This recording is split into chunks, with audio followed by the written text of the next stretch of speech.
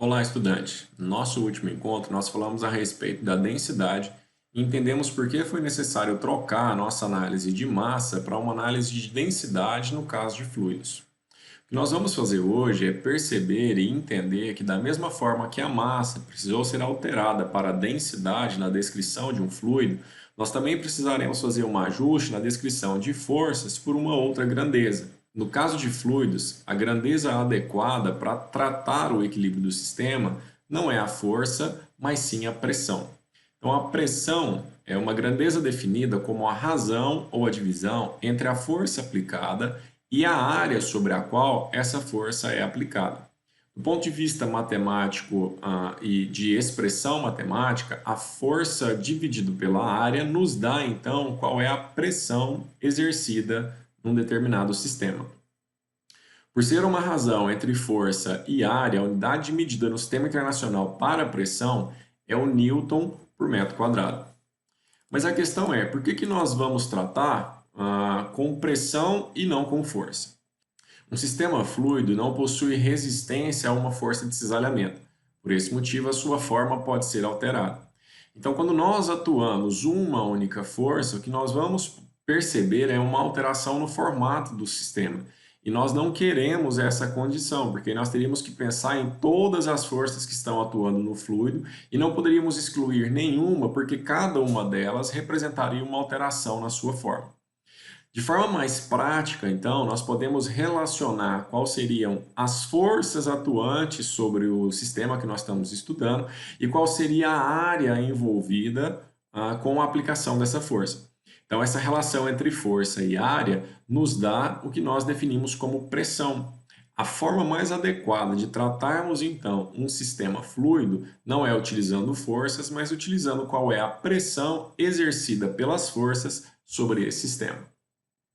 Para nós ilustrarmos aí a diferença entre força e pressão, eu coloquei para você aí uma figura onde uma pessoa segura um lápis, aplicando força em suas extremidades. Então, aplicando força na ponta do lápis e aplicando força na base do lápis.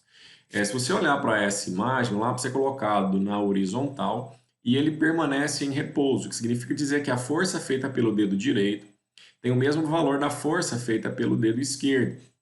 Lembra que a primeira lei de Newton diz que para um objeto permanecer em repouso é necessário que a força total sobre ele seja zero. Então, a força atuante para a esquerda, nesse caso, tem que ser igual à força atuante para a direita. Ou seja, a força feita pelos dois dedos é a mesma. Mas se você já fez esse experimento, já fez isso que está sendo proposto na imagem, você percebeu, ou você pode fazer e você pode perceber, que o que você vai sentir no dedo direito é diferente daquilo que você vai sentir no seu dedo esquerdo. Isso porque, apesar da força aplicada ser a mesma, a área onde essa força é aplicada é diferente. No caso da ponta do lápis, essa área é menor, e no caso da base do lápis, essa área é maior. Ou seja, a pressão exercida nos dois lados é diferente. Ela é maior no dedo direito e menor no dedo esquerdo.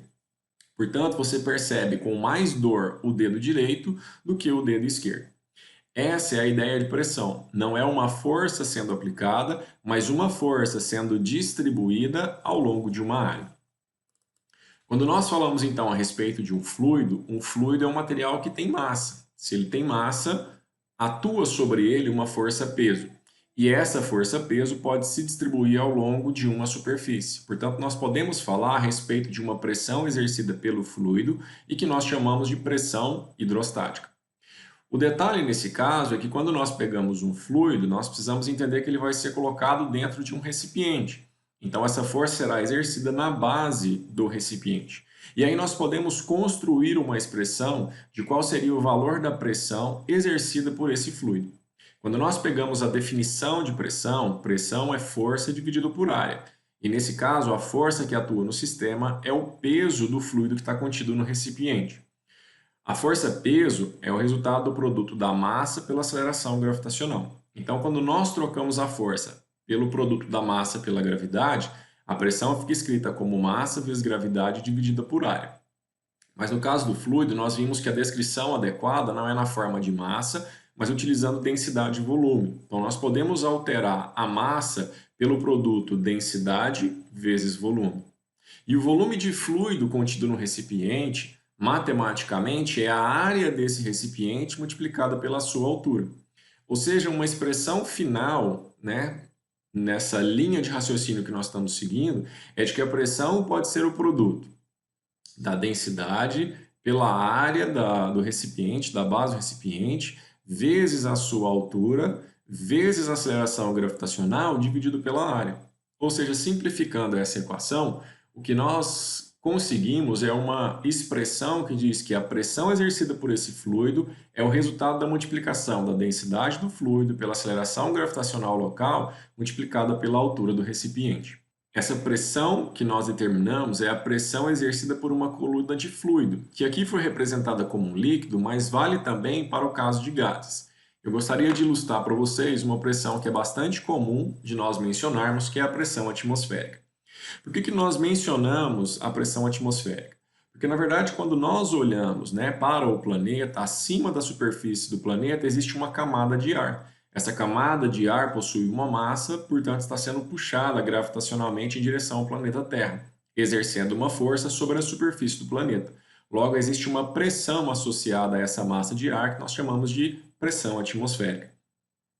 No caso do planeta Terra, ao nível do mar, essa pressão atmosférica tem valor da ordem de 100 mil newtons por metro quadrado.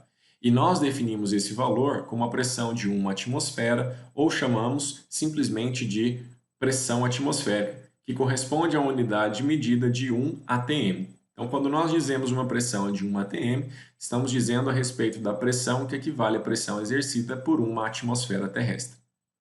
Nos nossos próximos encontros, a partir do módulo 7, nós vamos tratar a descrição matemática desses sistemas fluidos com base nas suas pressões, a fim de estudar quais são as condições para o equilíbrio desse tipo de sistema. Um forte abraço para você, bons estudos e até o nosso próximo encontro.